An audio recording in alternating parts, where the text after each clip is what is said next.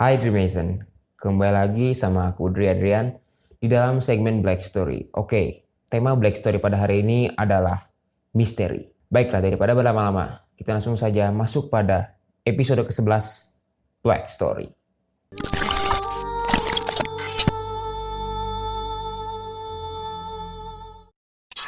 Misteri yang akan aku sampaikan dan yang akan aku bahas di sini adalah tentang misteri kematian dari penyanyi cantik asal Indonesia yang pada saat tahun 2006 sudah meninggal dunia. Yes, yaitu adalah Alda Risma. Alda Risma Evarani adalah seorang penyanyi asal Bogor yang memang terkenal dari judul single Aku Tak Biasa. Yang kalau misalnya kalian mungkin bagi yang belum tahu, Aku Tak Biasa itu pernah di cover oleh salah seorang penyanyi kondang juga yang terkenal, yaitu adalah Syahrini. Lagu itu jadi sangat melejit dikarenakan ciri khas Alda yang memang suaranya itu sangat tinggi dan memang suaranya itu sangat amat merdu. Jujur suaranya bagus banget memang. Di tengah perjalanan karir Alda Risma yang saat itu sedang naik daun, ia harus menghembuskan nafas terakhir karena menurut pemeriksaan akibat overdosis obat-obatan. Namun nih, ini yang menjadi salah satu misteri yang menurutku cukup menarik, yaitu adalah Alda Risma ini sebenarnya keracunan obat-obatan, ataukah dibunuh, ataukah diracun sama seseorang, ataukah apa? Inilah yang sampai sekarang ini bagi orang-orang yang dulu mengikuti kasus Alda Risma ini menjadi salah satu kayak suatu teka-teki di mana itu menjadi teka-teki yang menarik dan menjadikan kasus ini tuh menjadi salah satu kasus konspirasi juga. Nah, maka dari itu aku akan sedikit ceritakan tentang kronologinya di sini. Kronologi yang sebenarnya memang banyak diberitakan di media pada tahun 2006 pada saat itu, yaitu adalah memang Alda ini sempat tidak dikabarkan pacaran atau dekat dengan salah satu yang bernama Ferry Surya Prakarsa atau kita singkat dengan nama Mr. F. Nah, ini karena memang aku juga tidak begitu hafal kronologis detailnya, aku di sini sempat menulis skrip, jadi mohon maaf kalau misalnya mataku tertuju kali-kali kepada skrip ya. Pada tanggal 12 Desember 2006, itu dimana hari Alda Risma itu tewas terbunuh karena overdosis obat-obatan. Dan memang media dari forensik kepolisian juga memang memberitakan di media pada saat itu Alda memang tewas karena overdosis obat-obatan. Di antaranya obat-obatan itu adalah obat tidur dan juga pengguna narkotika atau zat-zat psikotropika lainnya. Nah, yang menjadi suatu teka-teki atau menjadi salah satu clue terbesar itu adalah pada saat jam 18.00 tepatnya di tanggal 20 Desember di mana Alda saat itu dibawa ke rumah sakit karena overdosis dan memang sudah tidak sadarkan diri. Namun pada saat itu dibawanya itu oleh salah seorang kekasih yaitu adalah Mr. F tadi. Dan pada saat itu Mr. F itu sempat untuk untuk menelepon ibunya.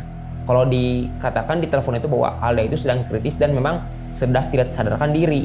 Namun di situ muncul beberapa kayak suatu spekulasi gitulah. Nah, berikut adalah kejadian yang memang menurutku ini adalah kejadian yang bisa dibilang sesungguhnya atau teka-teki yang bisa ditebak lah. Pada tanggal 10 Desember 2006, Alda dijemput oleh sang kekasih yang bernama Mr. F ini untuk menuju salah satu hotel yang bernama Hotel Grand Menteng. Nah, sebelum sampai di hotel tersebut, Alda dan Mr. F ini sempat mampir ke salah satu toko obat atau ya kita sebut apotek lah ya, yang ada di sekitaran dekat hotel itu. Nah, pada saat itu F itu sempat membeli banyak sekali obat-obatan yang memang gak wajar aja dan memang menyuruh salah seorang suster yang berinisialkan M itu disuruh ikut ke hotel bareng sama Alda sama Mr. F. Nah, dari situ akhirnya Mr. F ini menyuruh suster itu untuk menyuntikkan beberapa obat yang sudah dibeli tadi ke tubuh Alda. Keesokan harinya Mr. F ini membeli lagi obat-obatan di toko yang sama, namun kali ini obat-obatan itu diantar oleh dua orang kurir ya, kita bisa sebut kurir lah. Nah, dua orang kurir ini mengantarkan obat-obatan tersebut dan lalu masuk ke kamar hotel tersebut. Namun pada saat sampai di kamar hotel tersebut, ia tidak menyuruh suster tadi yang tadi aku inisialkan M itu untuk menyuntikkan obat-obatan itu ke tubuhnya Alda, melainkan sang kekasih sendiri yang menyuntikkan obat-obatan tersebut ke tubuh Alda dengan dua orang tadi itu untuk kayak ngejagain kayak megangin gitulah. Nah, masuk ke hari esoknya lagi tanggal 12 Desember 2006 di mana Mr. F ini membeli kembali obat-obatan, namun yang paling aneh ini diantar kembali oleh 2 orang stranger tadi. Yang tadi aku bilang di kemarin hari itu ada 2 orang stranger kan. Nah itu yang diantarin itu adalah orang yang sama seperti hari kemarin. Nah akhirnya Mr. F ini menyuntikkan obat terus-menerus hingga Alda pun tubuhnya lemas, tepar, terus udah letoy gitu lah, udah terkapar banget di kasur sampai udah kayak kelihatan gak berdaya gitu, udah ripuh lah pokoknya.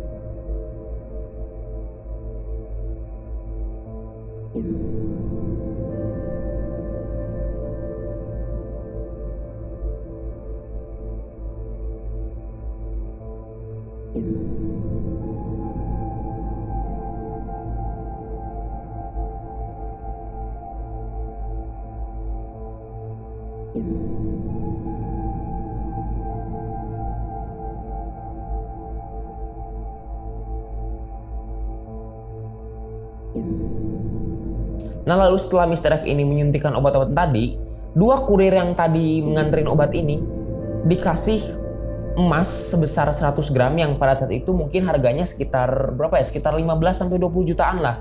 Bisa dibilang ini tuh sebagai uang uang tutup mulut lah bisa dibilang. Nah setelah dari sini skenario yang tadi yang awal yang menurut media aku bilang yang memang Alda itu dibawa oleh Mr. F itu ke rumah sakit itu berlangsung. Dan memang kenyataannya memang benar seperti itu. Sesampainya di rumah sakit, tubuh Alda itu udah dingin banget, terus udah lemes banget, udah kayak kelihatan orang gak berdaya dan mulutnya itu sudah mengeluarkan busa. Nah, susternya yang ada di rumah sakit itu nanyain dong, ini orangnya kenapa? Akhirnya Mr. F ini menjelaskan bahwa dia itu mengkonsumsi obat-obatan berlebihan, dia itu overdosis obat-obatan tidur.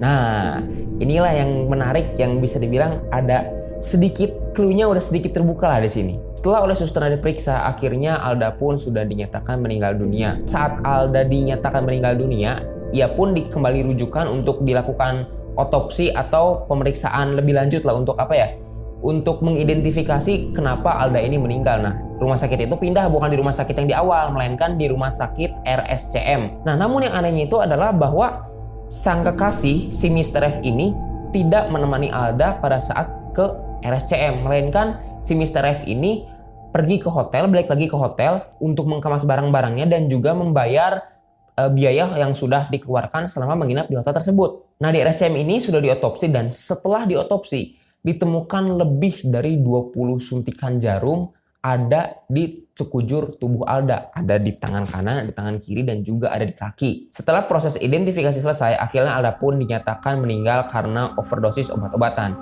Namun dari sini polisi pun sedikit mencurigai ada yang aneh di balik meninggalnya Alda ini. Akhirnya polisi pun mendatangi hotel yang dimana didiami pada saat itu didiami Alda dan juga oleh Mr. F ini. Nah akhirnya polisi pun ya mendatangi kamar di mana Mr. F dan Alda ini sempat menginap beberapa hari yang lalu.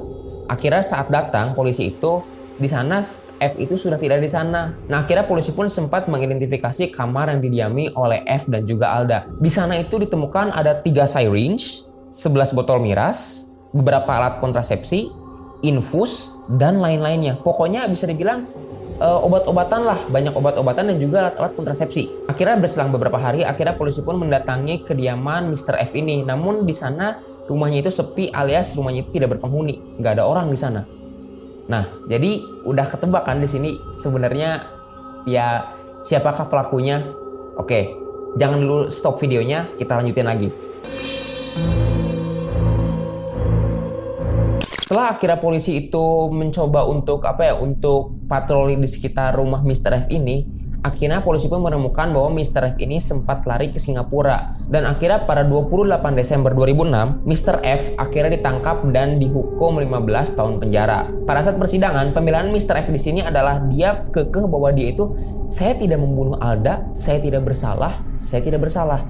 Jadi bisa dibilang memang F ini mengaku bahwa dia ini memang tidak membunuh Alda. Akhirnya sampai di tahun 2011 di mana Mr. F ini hukumannya diringankan dari awalnya 15 tahun menjadi 8 tahun. Kenapa akhirnya hukumannya diringankan? Yaitu karena motif pembunuhan ini bukan pembunuhan berencana, melainkan pembunuhan ini bisa dibilang pembunuhan biasa dan memang bisa dibilang pembunuhan tidak sengaja. Dan juga polisi menduga bahwa memang Alda dan Nev ini memang sudah sering mengkonsumsi obat-obatan terlarang alias udah sering kayak ngobat bareng lah. Nah, akhirnya berakhirlah kasus tersebut sampai di sini. Namun yang menjadi banyak pertanyaan dari netizen yang memang dulu tahun 2006, 2007 mungkin sampai sekarang masih mengikuti dan mencoba cari tahu, membedah kasus kematian Alda Risma ini adalah beberapa pertanyaan ini. Apakah Alda itu memang dengan sengaja minum obat-obatan sampai sebanyak itu dan ditambah juga minum obat-obatan terlarang atau bisa dibilang narkoba? Dan yang kedua adalah, apakah Mr. F ini sengaja nyuntikin obat sebanyak itu ke tubuh Alda? Kayak nggak mungkin aja ya nggak sih? Pacara sendiri masa nyuntikin obat sebanyak itu ya?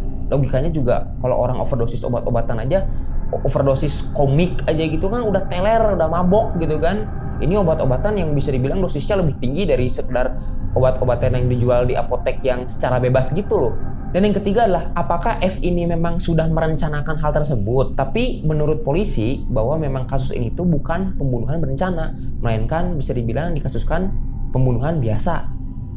Aneh kan? Lalu yang berikutnya adalah, apakah memang mereka itu seneng banget untuk ngobat bareng, seneng banget untuk nyuntik bareng? Apakah mereka ini memang pakai obat-obatan itu hanya sekedar untuk doping mereka untuk melakukan ya hubungan ya, you know lah hubungan apa, you know lah. Nah yang berikutnya adalah poin yang bisa dibilang menjadi poin yang cukup penting juga. Saat persidangan, Ibunda Alda Risma itu membacakan SMS yang dikirimkan dari Alda ke ibunya. Di sana Alda mengatakan bahwa ia ditonjok, ia dipukul, ia dicaci maki, ia juga ditampar, ya pokoknya mengalami kekerasan secara fisik lah. Namun pada saat identifikasi polisi itu hanya menemukan bekas luka suntikan aja, bekas apa ya, kayak bekas jarum suntik aja di tubuhnya. Tidak sama sekali ditemukan adanya luka bekas memar atau luka bekas luka bekas benda-benda tumpul, dipukul dari benda-benda tumpul gitu loh.